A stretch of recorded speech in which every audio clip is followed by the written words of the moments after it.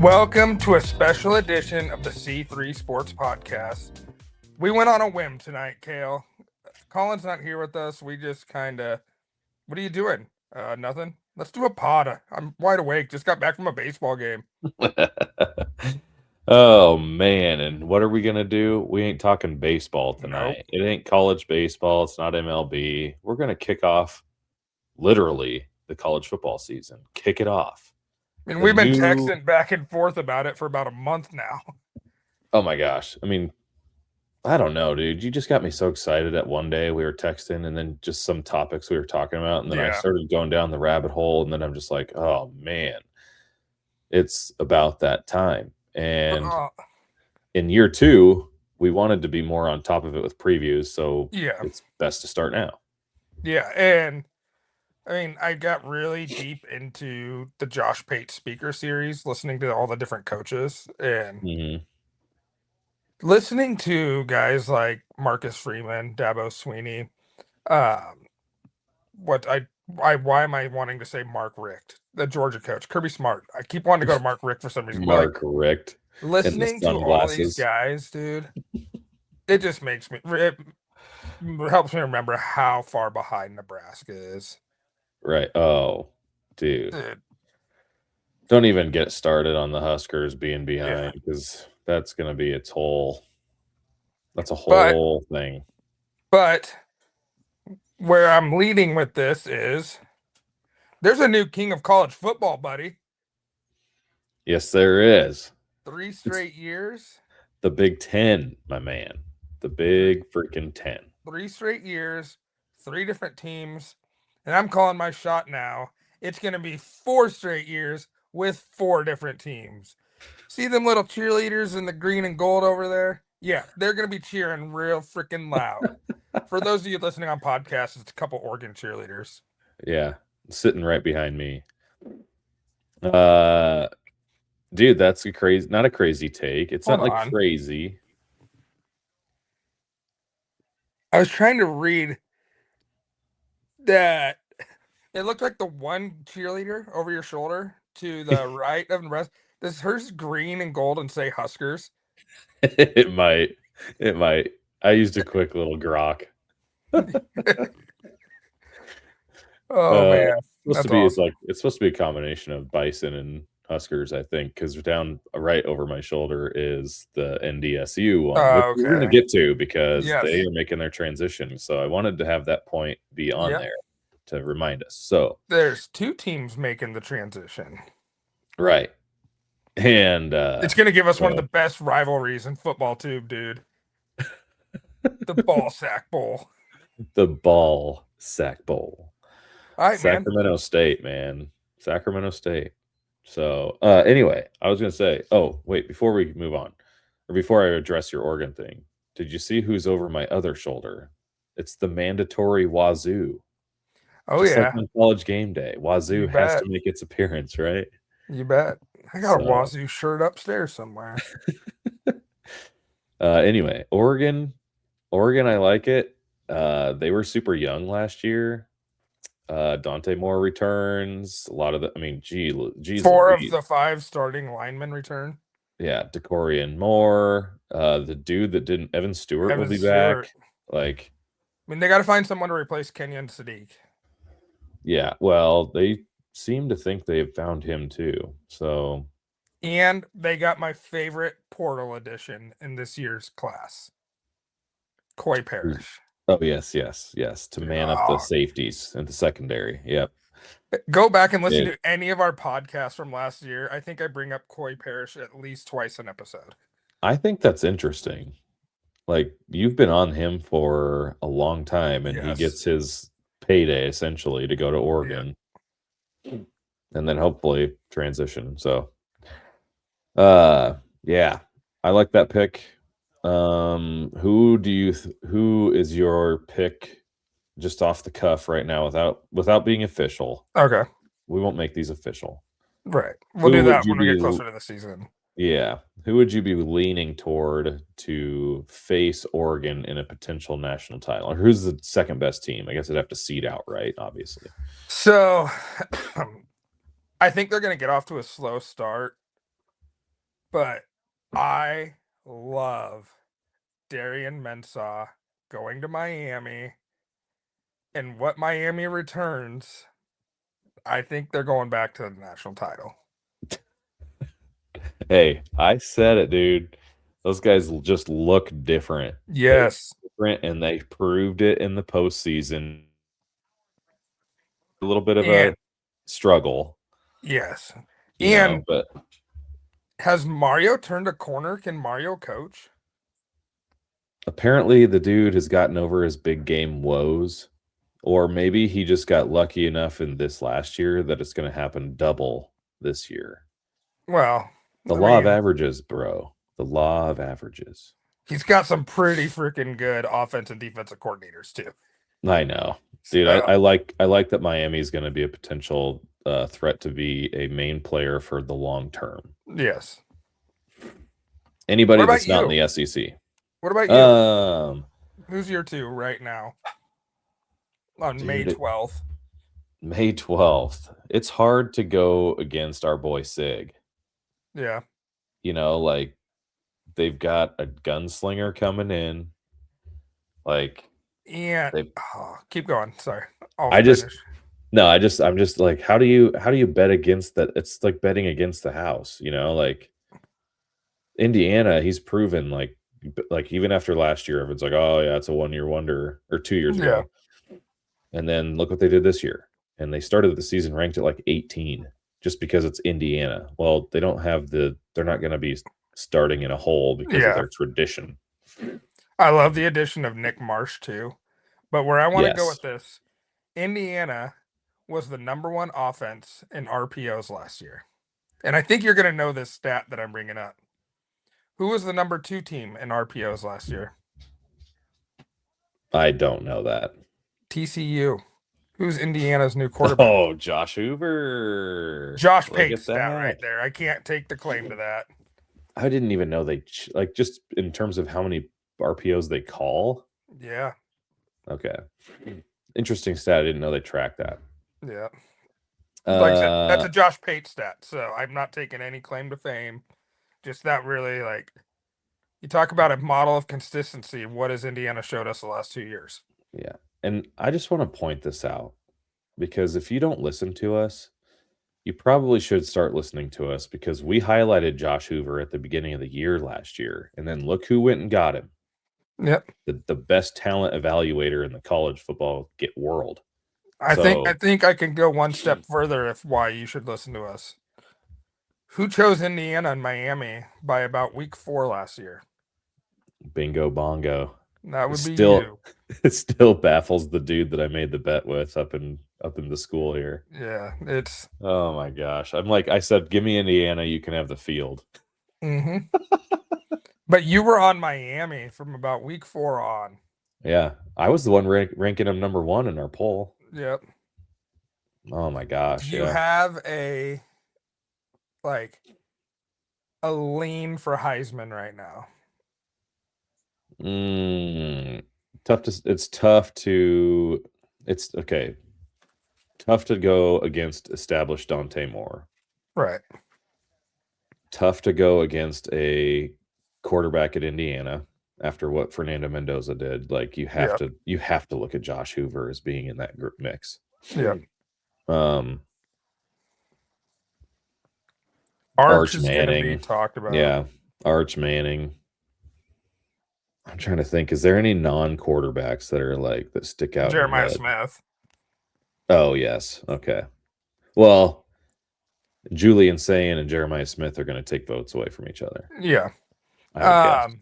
And then you're going to have the receiver at Miami. Oh, little dude. Yeah. Best. He's the man. Tony. Yes. Thank you, Tony. Yep. So I'm a little skeptical. You know how much I love Damon Williams. After everything that happened this winter, how much will his team back him up? Trying to go into the portal, try to go to LSU, then he gets rejected. That's an interesting. Interesting situation you bring up because if you're Damon Williams, you probably have to go backtrack a little bit in the locker room and kind of have to recommit to the team that you're with and just be like, but at the same time, I feel like these kids maybe know that this is, because you're kind of blending the idea. Yeah. You're blending the idea of old school college football with new school college football. Like, it's no different than someone wanting to become a free agent in the NFL. Yeah. And they go through negotiations and it took forever to come to a contract, but then they still mesh okay. Yeah. It's starting to just become a business. And it's, I mean, we saw it with Deebo Samuel with the 49ers. Yeah. So my other part with the kind of being a little standoffish on Damon Williams, is it a Damon Williams problem or was it a Jonah Coleman issue? Was Damon Williams as good as he was because you had to focus on Jonah Coleman, or was Damon Williams as good as he was and Jonah Coleman looked good because they were focusing on Damon Williams? Does that make sense there? Yeah, I know what you're saying. Like, you're basically saying, is it one or the other? Yeah. And it's probably a combination of both. It's like maybe the chess game, but like Damon Williams took a lot of sacks last year too. You know, like, and this kind of, I don't know. Jed Fish's offense has proven to be very potent. I mean, when you have a dude like Damon Williams or Noah Fifita when he was at Arizona. I was just going to bring up, and Noah Fifita's back. Yeah, dude. That doesn't even make sense. Is he a Heisman guy? Like, I don't know. Love some Fifita. I love Arizona. Actually, kind of impressed with those guys. Like, they played some good ball too. You know, like, I mean, they're not going to stack up with Texas Tech and oh my gosh, the other one. It's not. I'm not thinking of Oklahoma State. Utah. Like, I think Utah's gonna be good. Obviously, BYU too, but Utah's gonna be interesting. Yeah. Because I mean, I know that Whittingham's gone, but they just took their D coordinator, made him head coach, and he retained a lot of staff. So you know how there's like the whole like blood rivalry between Utah and BYU? Yes, I have a story on this, by the way, after you talk about it. Tell your story, because I think we're talking about the same thing. No, probably not. Okay, I'll go real quick then. Do you find it weird for how much they hate each other that Whittingham hired BYU's defensive coordinator to be his D coordinator at Michigan? I mean, I know there's a business side of things, but when you look at the general public aspect of that, how just wrong it looks. So here's what I'm gonna say. I'm gonna use my story as my answer to your question. So, was talking in person with Tyler Knack, who is from Utah. This is a Husker lineman, for those of you that don't know that name. He's from Utah. So we asked him the other day, what his thoughts were about Utah BYU and how does it compare to Iowa, Nebraska, blah, blah, blah, blah, blah, right? And he's like, oh, it's nuts. But he goes, Iowa, Nebraska is freaking way crazier. Really? So so the public perception that we have as outsiders of Utah and BYU with the hate is not nearly as crazy as they let the optic be. Okay. From his own words, growing up in Utah. Yeah. Which is nuts. So I guess that kind of circles into your deal. Like, I'm like, I think that there's a level of like, hey, look, BYU had great defense. I want that guy with me. Yeah. You know, so I don't know. But I thought that was crazy that he thought Iowa, Nebraska, a non-established rivalry for the test of time, is a crazier scene than BYU, the Holy War. Yeah. And then it's funny. So he's talking about local aspect versus large scale aspect, right? Yeah. Let's go back to our text messages the other night. When you asked, do you view Iowa as a big rival? Who did you compare it to? Was it Texas or Oklahoma? Texas. And we said that we would rather beat Texas. Like that was Yeah. more. Yeah. And then there was like a toss up with Colorado, even like still view them more than Iowa.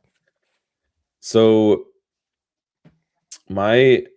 it's crazy to me because I can't stand Iowa. I hate them, Yes. but I also revere them from a Yeah. philosophical, defensive, and offensive identity. But I can't Yeah. stand them because it's Iowa at the same time. It's their fan base. It's just the arrogance. They don't like, dude, they have not ever won anything. And so Right. like you won 9 out of 11 games or 10 out of 12 or whatever the number is recently. And it's like that's all you have your hat to hang on. Yeah. You know. And I So think it goes back to the text conversation we were having where I mean I know it's just us talking about it, but Iowa views Nebraska as a rival, and I don't think Nebraska takes Iowa seriously. Hence why maybe they're having their way with Nebraska through that because they take it a lot more serious. I don't know. well, I think that Iowa has perfected the way to like play in Nebraska fans' ear on social media. Yeah. Well, do you want to know what Rob Zateka's take is from the Doc Talk podcast? Yes, I would love to. Because they were talking about it last week. Iowa is better at being Nebraska than Nebraska. Were his exact words. Well, why do you think I revere their offense and their defensive philosophies? Fundamentals, build in the trenches, don't turn it over, punt. Right. Play field position. I mean, you're a former coach. What is like the number one cliche saying in as a football coach? Every drive ends in a kick. Well, right? Yeah, like, I mean, that is Iowa to a T. Every drive ends in a kick. They don't turn it over. Yeah. They, No turnovers. They make the big time field goals. They can punt the hell out of the ball. I respect the decision to pin people deep. I can't remember what's the percentages we talked about last year when Urban Meyer. Yeah. Urban Meyer when he was with Joel Klatt. Yes, it was his deal, and Iowa does it perfectly. Yeah. So like if you like the goal on offense is if you pick up 2 first downs, you've won the drive because a sustained drive with a team buried deep in their territory is so low if you don't give up big plays. If you keep big plays to a minimum and you force them to dink and dunk, and like eventually they're gonna make a mistake. Like the odds are in your favor. I can't remember the percentages that he said, but it was a fantastic take. We're gonna have to go back and find that sometime. Yeah, because it was right around late July, I think that episode came out. Yeah, which Klatt speaker series we'll be able to go back because him and Pate both do a speaker series, but I know it was on Klatt that he talked about. He's like, our goal for every drive was 2 first downs. Yep. Because from there you can change the whole game. Yeah. I mean, as long as you don't go 3 and out, you're going to be in okay position you're going to put your team in okay position on defense. Right. Like no turnovers, no 3 and out. Pick up at least a couple first downs. Yeah. Like, I don't know. I just think about it. 20 yards, you're either in field goal range or you're burying them deep. Yeah. No matter where you're at on the field, 20 yards. Right. Unless your punter freaking shanks it. But I'm still taking the odds on it. Like, you have to be able, if you're at that level, like you can't be shanking every time. So you could put me back there and I'd put you in an okay position, I bet. Yeah. All right, tight hammies and everything. Where were we going with this before we got sidetracked? Okay. Iowa, I have to pick. Iowa. What you were talking about? I've only given my one team. It's at Indiana. Okay. Who's going to be in the national championship, do you think, on May 12th? Okay, so I think Indiana's going back there. Again, Josh Hoover, but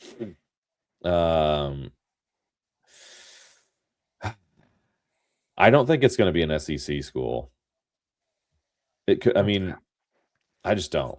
I don't think it is. Like, I kind of like your Miami take. I'm kind of interested in, like, it might be Indiana, Oregon. It could be an all Big Ten this year. Yeah. Like, if it seeds out that way. Yeah. So, I mean, I guess if I was to take an SEC school, I would probably lean Texas Yeah. because what Arch Manning started to do toward the end of the year, but man, he was horrible through 6 games. Well, they got your boy too, Cam Coleman. Yeah. Yeah, from Auburn. Yeah, you were all over that last year, Cam Coleman, and then he just didn't have a quarterback. Right. Yeah. Well, I had some faith in what's his fuzz. Yes, Jackson Arnold coming from Oklahoma, but didn't quite pan out. Right. Speaking of Oklahoma, yes, I'm not buying them. Not buying them. Like, they're not going to repeat from what they did a year ago. No way. John Mateer's back. Oh my gosh, okay. No. I got to go back because we forgot somebody in the Heisman race that just abso-freaking-lutely lit it up last year. Dylan Raiola. No. Third string quarterback at Oregon? Dude, Trinidad Chambliss. Oh, I like Ole Miss. I like Ole Miss. Yes. Take Texas away. I like Ole Miss. Lacey's back. Yeah. Give me Ole Miss all day. It's like the only SEC school I respect after last. So, yeah. I'm all over that. I can't believe I missed that. Yeah. I like that coach. I think that coach is awesome. He might be my next favorite after Sig. I can't remember what his name is, though. So I guess he can't be my favorite if I don't know who he is. Pete Golding.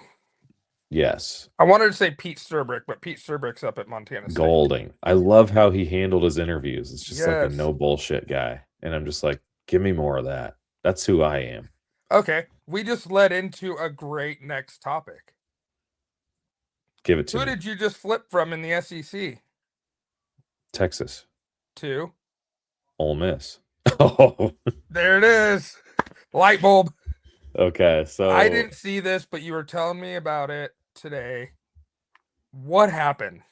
Okay. I actually have the article here, so I'm going to read some snippets here from it. This is from Heather Dinich, but apparently Sarkisian was on ESPN being interviewed or whatever, and I guess in a nutshell, Sarkisian said, at Texas, we only take 50% of a player's academic credit hours. You may be a semester from graduating, but you're going all the way back to 50% if you play here and want a degree. But at Ole Miss, they can take you, and all you have to do is take basket weaving, and you can get an Ole Miss degree. Jeez. Do they play each other this year? I freaking hope so. So it's funny because why don't you look that up quick? I am. Because Ole Miss also took Texas, shots. October 24th. There you go. Circle it. Texas Memorial Stadium, Austin, Texas. Ole Miss got freaking slammed by Lane Kiffin too with their old diversity comments. Do you want to talk about that one? I didn't see that either. So, okay. It's funny because then Kiffin says this. He goes that parents would be calling him while he was the head coach at Ole Miss and say, "Hey, coach, we really like you, but my grandparents aren't letting me move to Oxford, Mississippi." Kiffin told the magazine, "That doesn't come up when you say Baton Rouge." So parents were sitting here this weekend saying the campus's diversity feels so great. It feels like there's no segregation, and we want that for our kid because that's the real world. Yeah. Dang. Like Ole Miss. That's a touchy topic there. I know. I couldn't believe he freaking... I mean, does he ever avoid controversy? No. He just gets away with everything. No. As he slides into the next girl's DMs. Yeah. Next Pilates class, please. Sign me up for some hot yoga. Yeah. Oh, yeah. We didn't pick your second team yet, by the way. Yeah, I did. I said I like Miami and some of those. Okay, Indiana. Indiana, Oregon. You could. I don't want to see an Indiana Miami game again, but it wouldn't shock me to see that game twice. I mean, how many times do we see Bama Clemson? Yeah. Is there, dude? We'll talk about that in a minute. I'm all in on Dabo, man. After listening to him on Pate, but is there a team that maybe in that 15 to 25 range in the early polls that you think is like we need to keep an eye on? A team that are in the That's what not being range? talked about that could be Michigan. That's what I was gonna go with. Michigan. I love Whittingham. Kyle Whittingham, dude. That's not. I mean, that's why we loved Utah. Yep.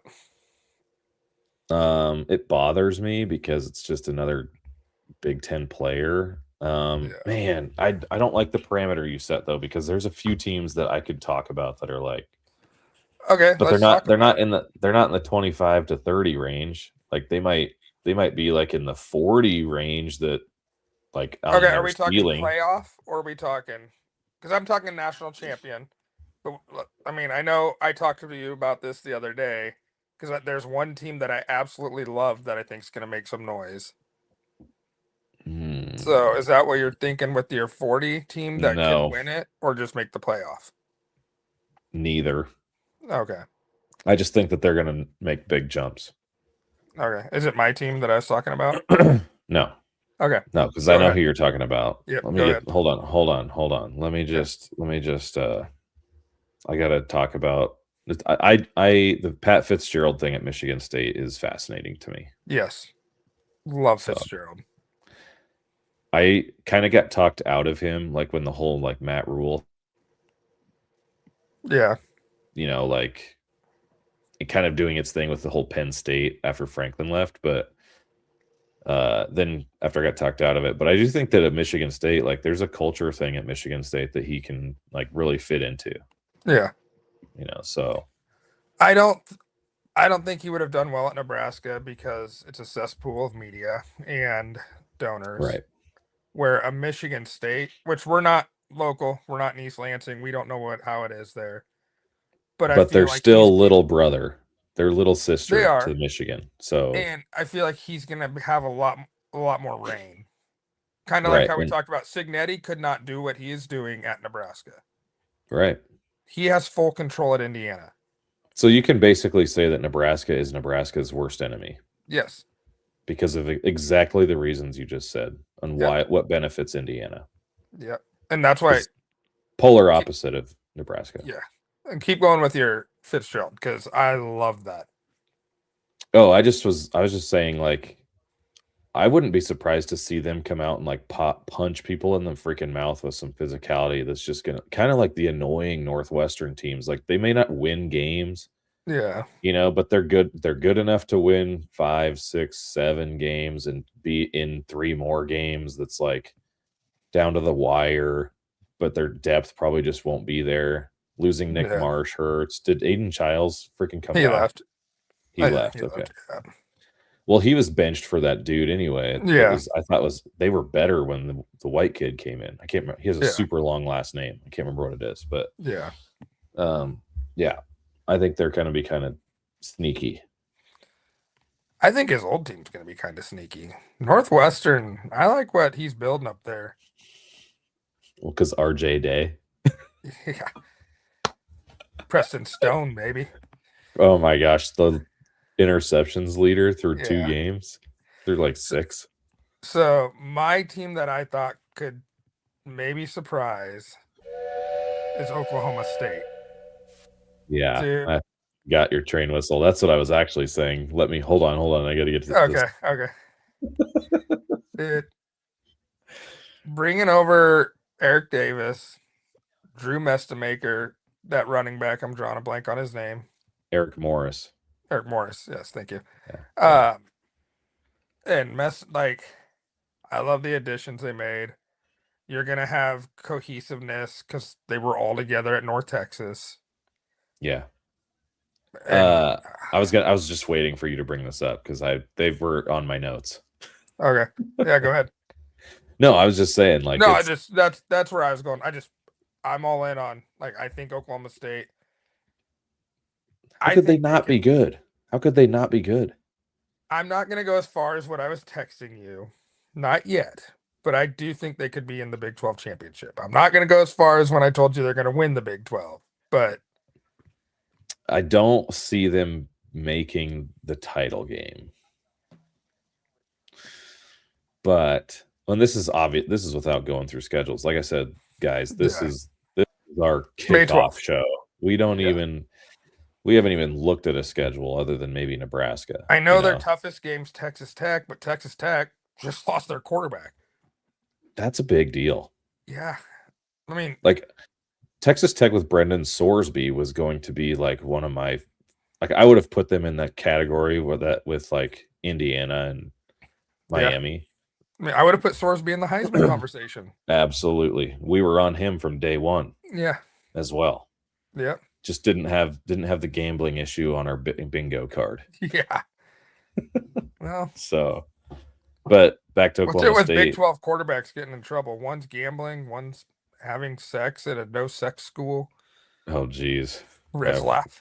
What is that? Yeah. Like what? Why? I mean, BYU's got to be the favorite of the Big 12 now, right? With everything happening at Texas Tech.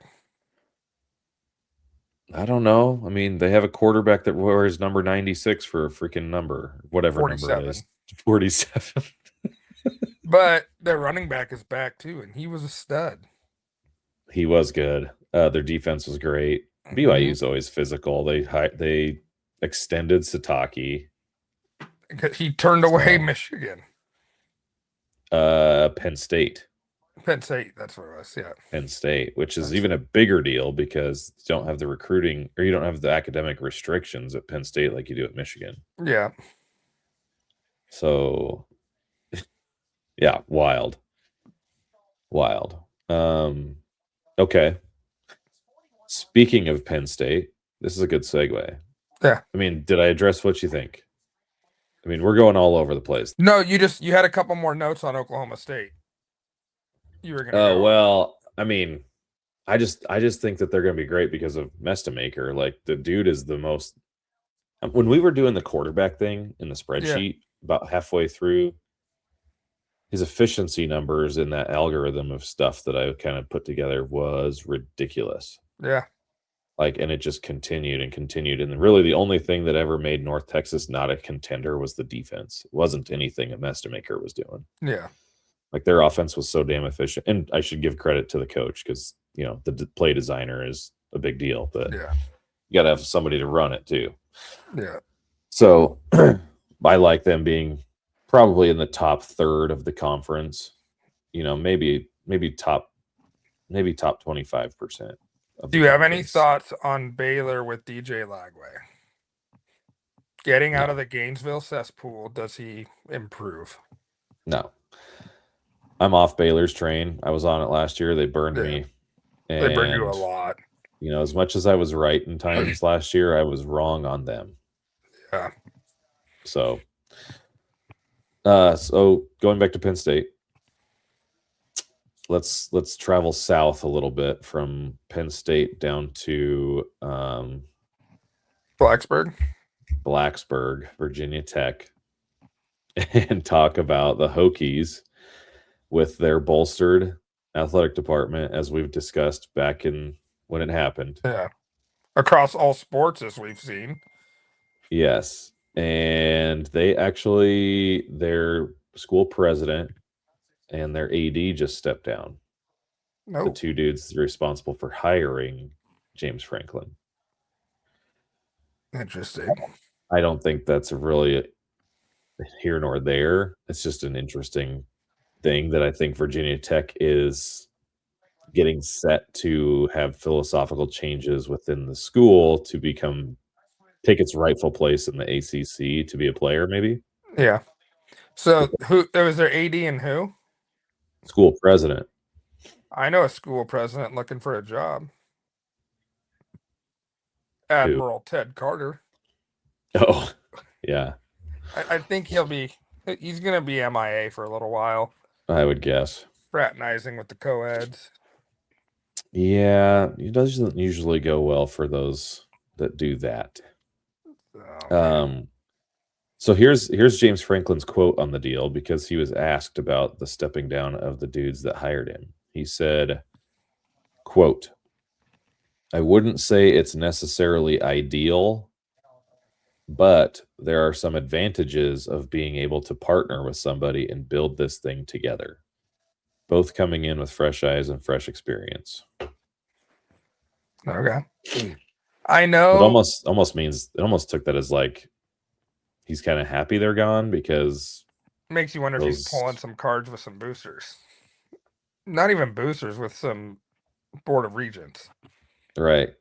Like give Virginia Tech 2 years. Maybe not. I mean, obviously not year one. Year one's always a hard sell. Like, it's always year two that they're going to make the big jump, especially with roster changes and stuff that are happen so fast now. But yeah, hell, maybe Dylan Mariola might be the quarterback at Virginia Tech. Yeah, jeez. He might be starting his own dogfighting business. Yeah. He'll be playing freaking right guard at Virginia Tech.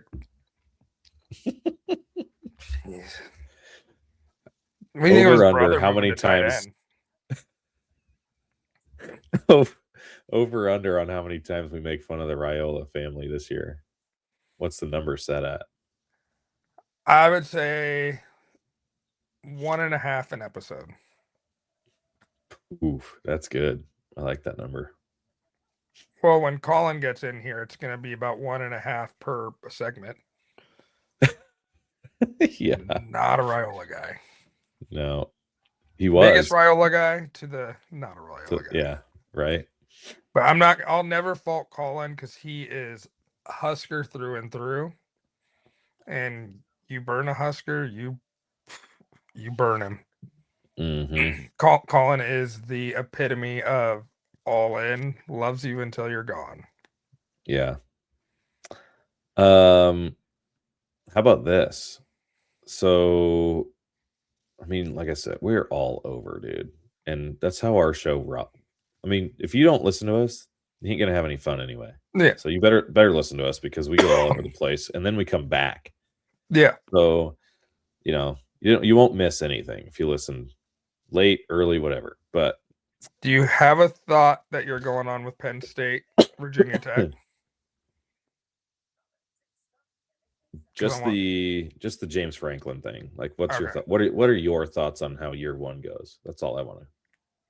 I love the hire of James Franklin. I didn't think he should have been fired from Penn State. No. I mean, we're talking about, you know who got James Franklin fired? Is the fucking grounds crew at Penn State. If a blade of grass is a half an inch shorter, they beat Oregon. That's what we're talking about. Their whole season changes on a reviewed fumble. Yes, like truly, the grounds crew at Penn State got James Franklin fired. It's funny. I mean, that is so freaking funny, because I remember sitting there just being like, "Oh no!" Yeah, and when that review came out, I was like, "Oh yes, yeah." Right.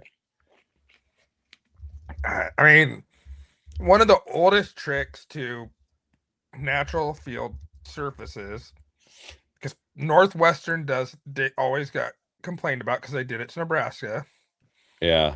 When you have a team that likes to go fast, you leave the grass long because it slows it down. Right. Well, how did that go for you? Oregon goes fast. Penn State left the grass long. That cost you a football game. The reason why I was asking if you're done with that, because there's somewhere I want to go real quick before I lose my train of thought. Well, I want we have to touch on it. Write it down. You have a pen? Just say it. I got my points up here. We'll circle back. Okay. Just North Dakota State, Sac State. Oh yeah. Finally, we have a school north of Nebraska, north or northwest of Nebraska that is going to be Division One. Right. FBS. There's finally a Division One school between Minneapolis and Boise, Idaho. Yes, the Northern Plains has needed a Division One school. Like, I dream of a world where Montana, Montana State, South Dakota State all join. Yes. And then throw in Idaho State, both other Dakotas, North Dakota, South Dakota. Like, then we're really, and then put Nebraska in the same conference with them. Can we get Weber State too? Might as well have three Utah teams. 4, because you got Utah State. Right. Yeah. No, how cool is... I love it. What I don't love is the conferences these guys went to. The Mountain West. It makes 0 sense. Mountain West? No. North Dakota State, yes. Mountain West. Yeah. Well, Sac State is in the MAC. Yeah, that weird. Makes 0 sense. Why didn't Sac State go to the Mountain West and just have Northern Illinois stay in the MAC? Yeah. It's weird, man. But like I said, it gives us the greatest rivalry in college football, the Ball Sack Bowl. The Ball Sack Bowl. If that's Sac State versus Ball State. I can't believe... Is that game actually being played, though? Yes, it is actually being played. Year 1. Year 1. It's October something. I'll pull it up. Oh my gosh. Should we just tape big old ball sacks to our chins when when they play that week? I say we go to the game. I'd be down. I would be down. It's at Ball State. And I think it is. It's at Ball State, October 24th. We just talked about Texas Ole Miss Day. Muncie, Indiana. We can make that drive. That's not far. No. Stop and see Sig on the way. I'm probably just gonna knock on his door and just ask if he wants to hang out. Have a cigarette? Yeah, stopping to have a cig with Sig. Yeah. He should do like a podcast where he just smokes cigarettes and call it Sigs with Sig. Interview people. That sounds like something Matt Rule would do, so don't do that. Oh, man. Okay, no, just to finish up, I love that we're seeing the moves, and I don't think we're done. I do think...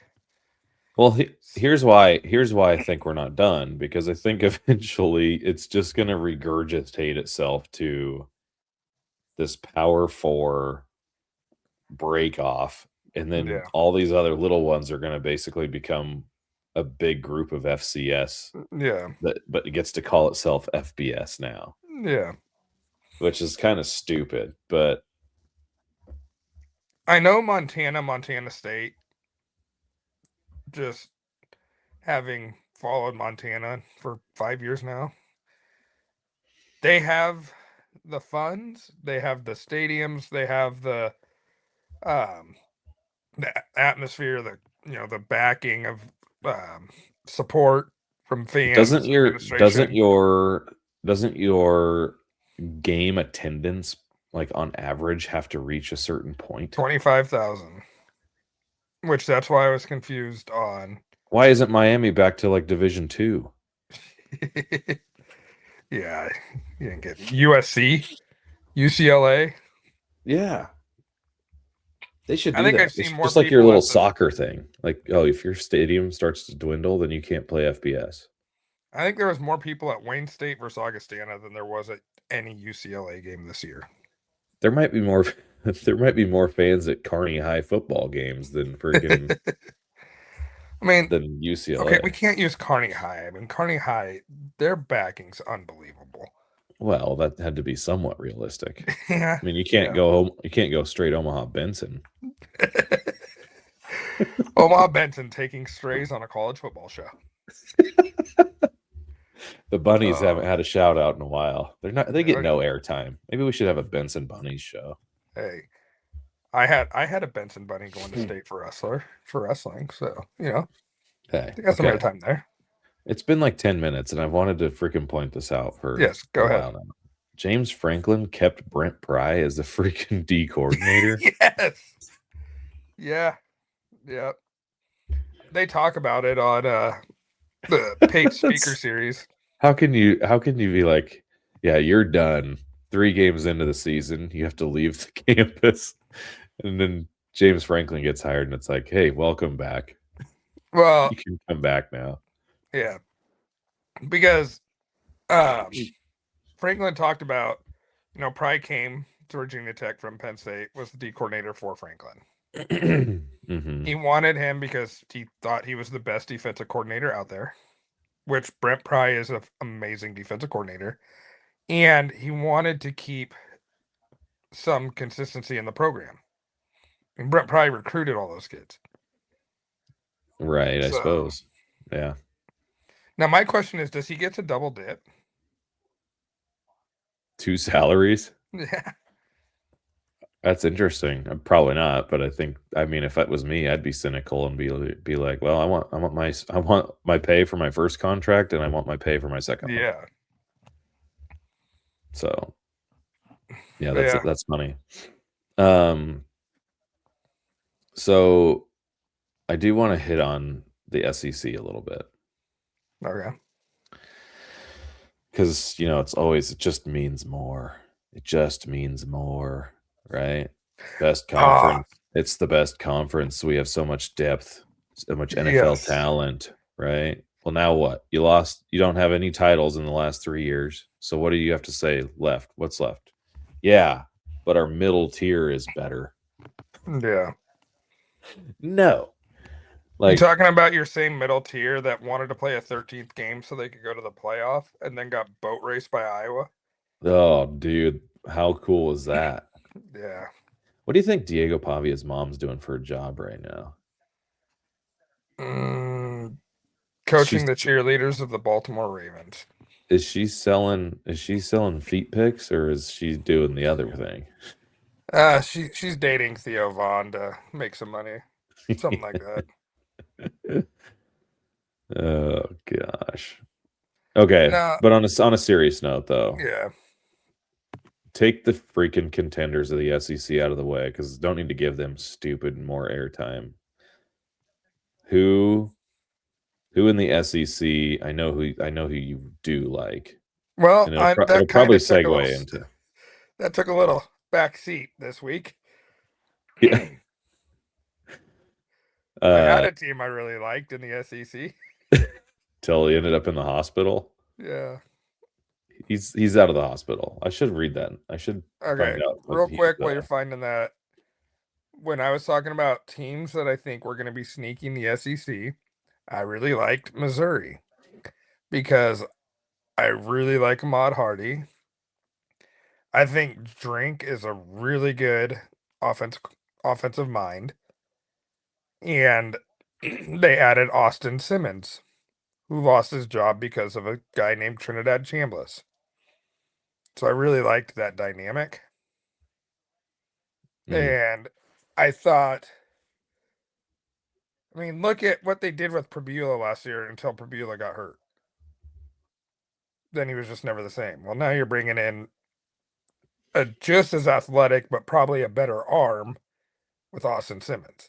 Better arm, yeah, for sure. So, I thought they could be a dark horse. And then Ahmad Hardy gets shot this weekend. Yeah, you know where he got shot? No. At a rap concert. Oh, gosh. The quote. I love reading quotes.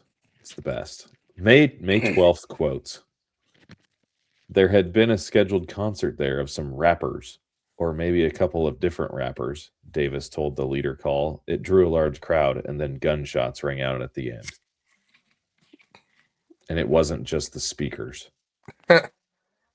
Jeez. Yeah, so he got hit in the upper leg. It's awful. And hopefully right leg, not left leg. Why does that matter? Femoral artery. Oh, that went over my head. I was like, what? Yeah. Yeah. If it was Okay, left leg, he's probably dead. Yeah, it didn't even say. It just said upper leg, early Sunday morning. But he's already released, and he's planning to head to Missouri's campus immediately to begin rehabbing with the goal of playing this year. So, No. Ricky Pearsall got shot. He was able to play for the 49ers this year, so it can happen. There you go.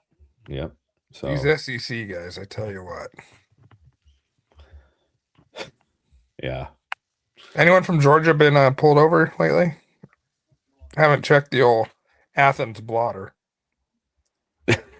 Nope. Haven't seen anything on Georgia. So, yeah, apparently, we talked about. Oh, sorry. Go ahead. I was just going to say, and apparently Notre Dame is on good terms with the ACC, according to their AD. Okay. Just so if we were all clear, there's the Notre Dame segment. Yeah. No, SEC, like, obviously, Ole Miss, Texas, Georgia, and LSU, kind of the head of that pack. So we're talking about the next tier. I like Missouri, but we also have two coaches that we really liked heading to the SEC. Yes, Florida. One's at Florida, and the other one's at Kentucky. Oh, Auburn. Yes. Yep. So basically, if the SEC was a gaming console, you're basically taking an older console or a newer concept from the AAC and importing all of its data into the new found SEC. Literally, because Arkansas got their coach from the AAC as well. Right. So they stole Silverfield. Yep. Golesh from USF. Yeah. And Tulane. Oh, Summerall. Yeah. Yeah. So AAC has, and then the AAC lost Eric Morris too to the Big 12. So that'll be different for them. But so how good do you think those three coaches, including Silverfield at Arkansas,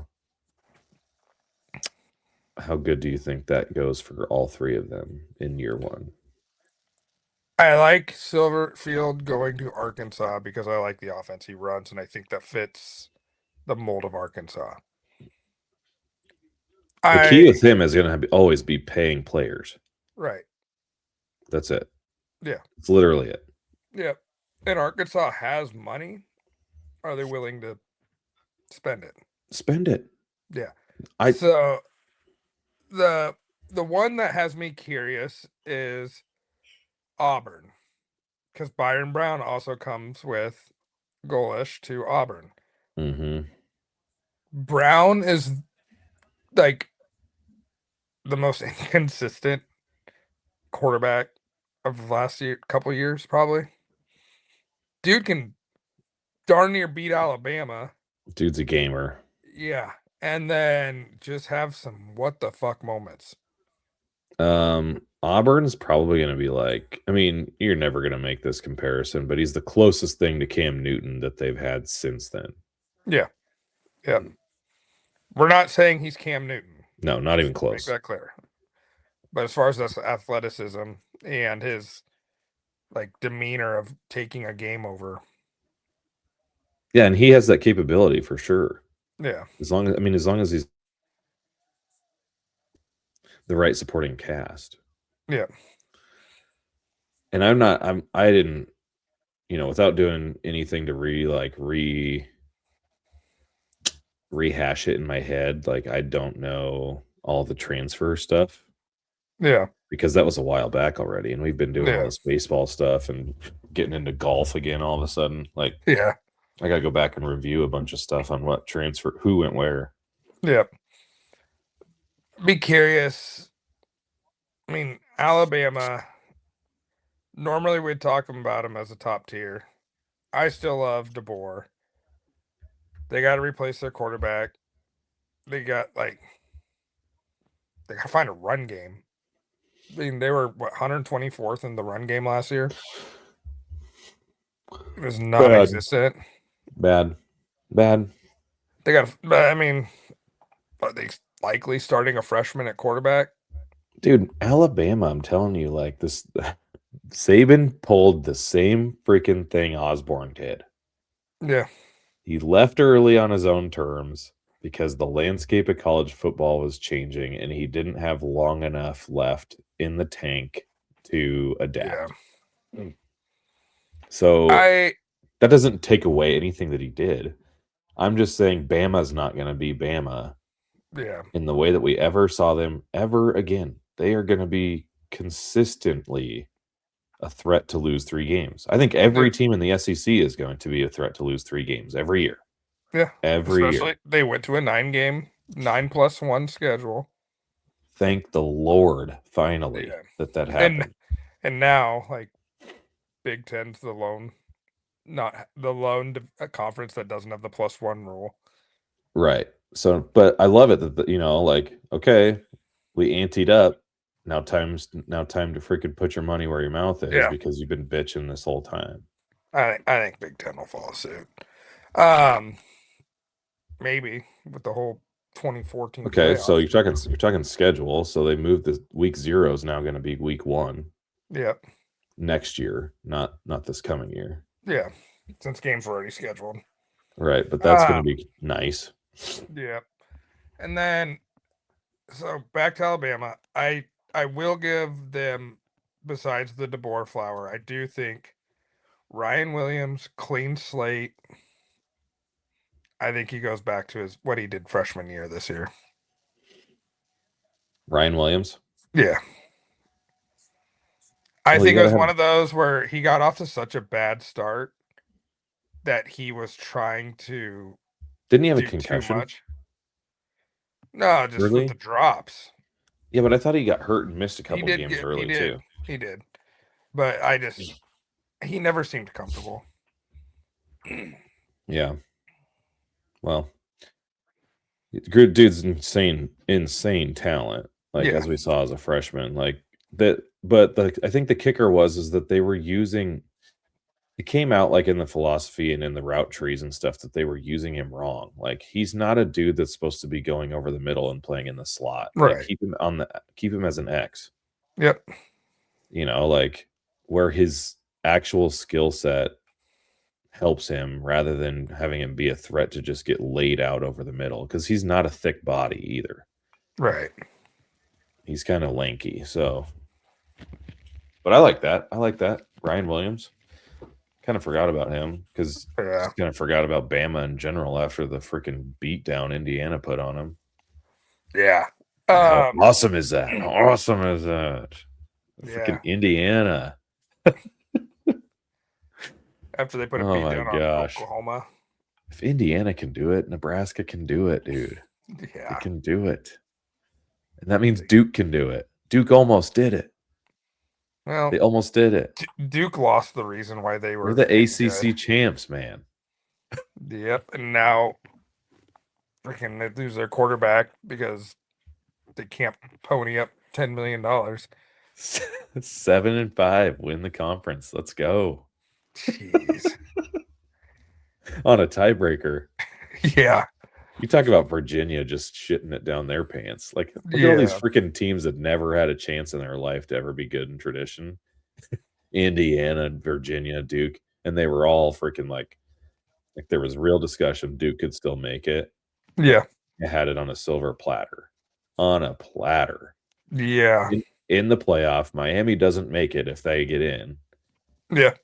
And then the whole landscape of last year is completely different for Mario Cristobal. Yep.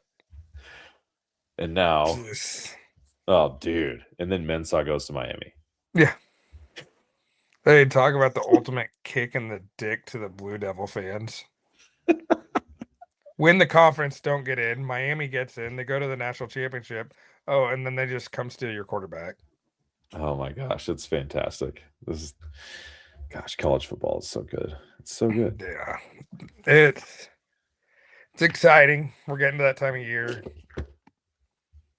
I'll check if I have anything else real quick that I don't want to miss anything. I mean, there's a lot of stuff that we still have, but we still have a lot of time to talk about. Right. We got the whole. This is just my episode 1 notes. We got the whole playoff discussion going on right now. Yeah. Okay. Here's the question. All right. We'll end the show with this. And if you're listening, I want your answers too. Leave a comment. Are we entering the best era of college football or the last era before the sport becomes something completely different? Mm-hmm. I have two different answers to that. I have a what I hope and I have a what a reality is. Do you want to talk about it now or do you want to wait? We can wait. Let it stew. Yeah. You can collect your thoughts so it's like a storybook monologue at the beginning of episode 2. Yeah. On today's episode of Reading in the Forest with Cody Mainquist, he's going to talk about the eras of college football. What was your favorite era?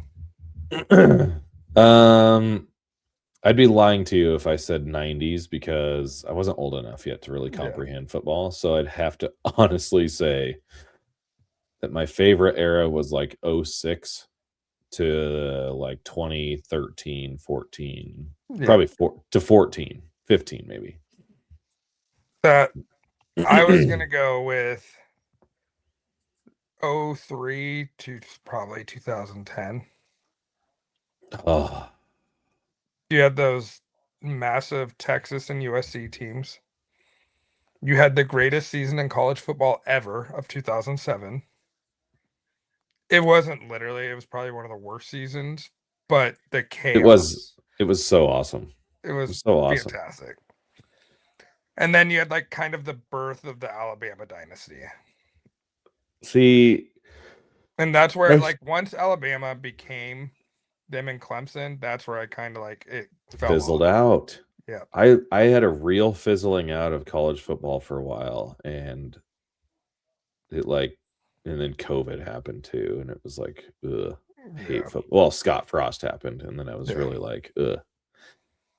Well, actually, now we have hantavirus, so maybe it'll. You know, it's interesting. I was super stoked about Scott Frost until the lightning strike of the first game that didn't let that game get played, and I was sour about Nebraska ever since. Yeah. Yep. So yeah. Anyway, what'd you say before that? Said now we have hantavirus. Oh gosh. Okay. My one question for you that I do want you to answer before we go. Okay. I love it. Thank you. One bold prediction. Could be anything. One bold prediction for anything college football. Yep. For just this season. Yes.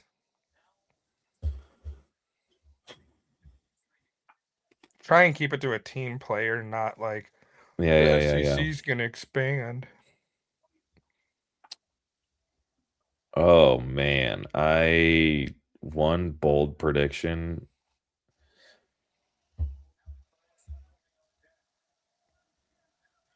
Iowa wins 9 football games. That's not a bold prediction. I'd have to think about that.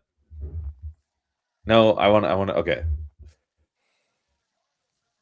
I think that Mississippi State wins 8 football games. Okay, I like that. Yep. I kind of like the direction they were headed. So I have no idea what they have on roster or what their schedule is.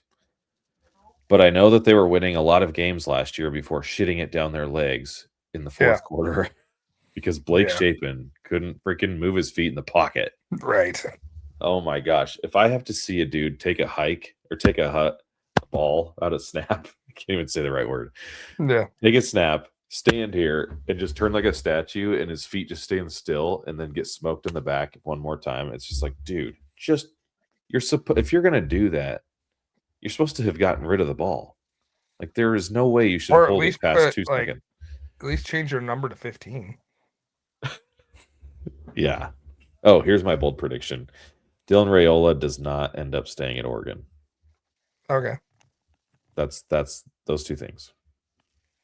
All right. Okay. All right. Do you have one that you wanted to give?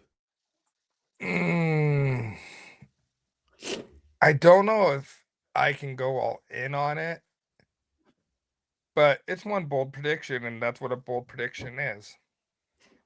Cal Bears play Miami in the ACC championship. I love Cal's quarterback. Oh yeah, freaking three names from Hawaii. I can't remember his name. Jaron Kawe Sagapalutulue. Tulue. Yeah. Hula boy. And Taj Lapoy. Just gotta rub it in. Like just gotta rub it in. Talk about that for an ACC title. Mario versus Taj? You think that Oregon's gonna win the national title with new coordinators? Yes, dude. And Dylan Raiola family's freaking there? Dude. The Raiola family? Their D-line. I know. Dude. Yeah. Just look to my right. Well, it's my left. It is your right. It's my right, but left on my screen. Look at that. I mean, look at those two. Yeah. Right, way left. Way left. Yeah.